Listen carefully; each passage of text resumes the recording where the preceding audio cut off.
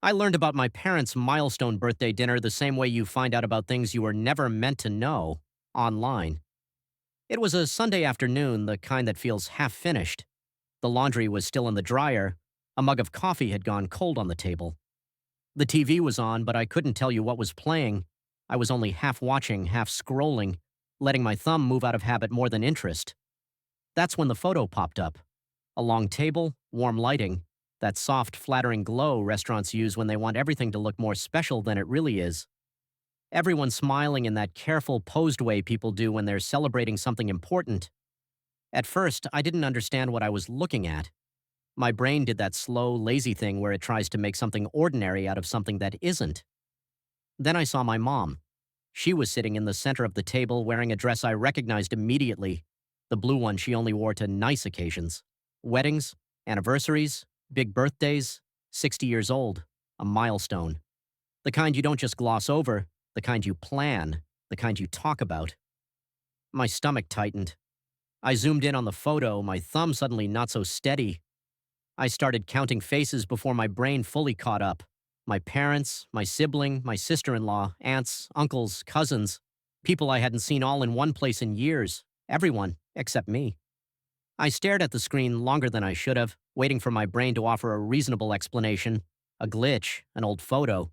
Maybe I'd missed a group text. Maybe this was from another day and someone just posted it late. I scrolled. More photos, different angles, different smiles, the same table, the same night. A cake, candles. My mom laughing with her hand over her mouth like she always does when she's trying not to cry in public. My chest felt hollow, not sharp, not panicked. Just hollow, like something had quietly been scooped out. I waited for my phone to buzz. The "we missed you," the "this was last minute," the "I thought you knew," the "we'll celebrate together soon." Anything. Nothing came.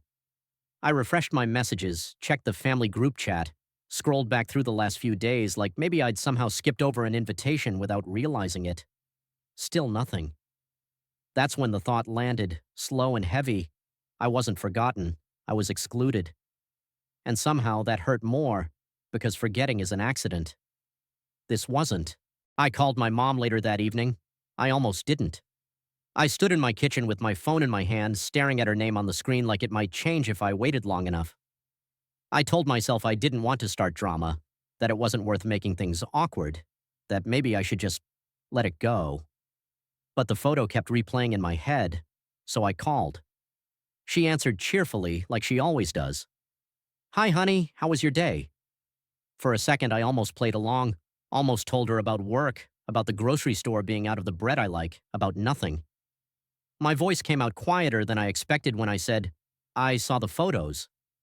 There was a pause, not a confused pause, not a surprised one, a careful pause. "Oh," she said. "Yes, it was nice." That was it. No. What photos? No. Oh, you saw that? Just acceptance. I swallowed. Why wasn't I invited? Another pause. Longer this time. I could hear something moving on her end. Maybe she was sitting down. Maybe she was just choosing her words. Then she said it. The explanation that sounded practiced, like it had already been agreed on before I ever asked. "Your sister-in-law didn't feel comfortable." Uncomfortable. The word sat between us like it was supposed to explain everything. Uncomfortable with what? I asked. With me? "Well," she said, and I could hear the carefulness in her voice now. "Nothing exactly, it's just the dynamic." "The dynamic," I repeated. "Yes," she said quickly. "You know, sometimes personalities just clash. We didn't want anyone to feel tense." I waited for more, for an example, for a specific moment, for something I could recognize. Nothing came. "So I didn't do anything?" I asked. "No, no," she said. "Not really, it's just easier this way." Easier. "For who?" I asked before I could stop myself. She sighed, just a little. "We didn't want to upset you or make things awkward." I almost laughed at that. "So instead," I said, "you just didn't tell me." "We thought it would be better if you didn't feel put on the spot," she said gently, like she was explaining something to a child. Better? For who? They hadn't forgotten me. They'd decided, for me, that I'd find out afterward, quietly, so I wouldn't interfere with anyone else's comfort, so I wouldn't make things complicated. The part that hurt the most didn't hit all at once. It came in pieces. A comment from an aunt a few days later. Your mom's dinner was lovely. A cousin texting, sorry I didn't get to talk to you at the party, with a laughing emoji like I'd just missed them in a crowded room. That's when I realized how many people had known. My dad knew, my sibling knew, my sister-in-law knew, extended family knew, everyone had known, no one had said anything. I called my sibling. Why didn't you tell me? I asked. They were quiet for a second. Then they sighed. You know how she is. We were just trying to keep the peace. Peace. It's always peace. Peace at the expense of honesty. Peace at the expense of fairness. Peace that somehow always requires me to be smaller. So you thought this was okay? I asked. That I wouldn't even know? It was just one dinner, they said. You're making it bigger than it needs to be. Just one dinner. But it wasn't. It was a line drawn quietly, one I wasn't allowed to step over or even see being drawn. It was a decision everyone agreed to without me in the room. And that's the part that stayed with me. Not the cake, not the photos, not even the missing invitation. The silence. Once I saw it clearly, I couldn't unsee the pattern. There had been other moments. Holidays where plans were vague until the last minute. Group chats I wasn't added to. Events I heard about after they happened, framed like accidents. Oh, we thought you were busy. Oh, it was kind of last minute. Oh, we didn't think you'd want to come. I'd always assumed I was imagining it, that I was being sensitive, that everyone else was just busy and I was reading too much into things. But this was different. This was deliberate. And when I let myself be honest, I realized something uncomfortable. I was the easiest person to leave out. I wouldn't yell, I wouldn't confront, I wouldn't cause a scene. I'd smile, I'd say it was fine. I'd tell myself I was being dramatic.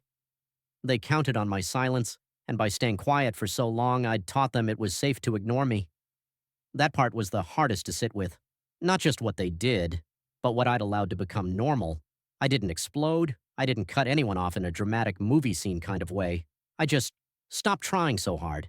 I stopped reaching out first, stopped rearranging my life for people who didn't consider me, stopped pretending exclusion was the same thing as peace. I answered messages. I showed up when I was invited. But I didn't chase. I didn't over-explain. I didn't bend myself into smaller shapes to fit where I clearly wasn't being held. And when I pulled back, no one rushed to ask why. No one said, "Are you okay?" No one said, "Did we do something?" No one noticed, at least not out loud. That told me everything. I still love my parents. I still care about my family. But I no longer accept being quietly erased for someone else's comfort, because finding out after the fact doesn't make it less painful. It just makes it lonelier. And being uncomfortable is not a reason to erase someone from their own family.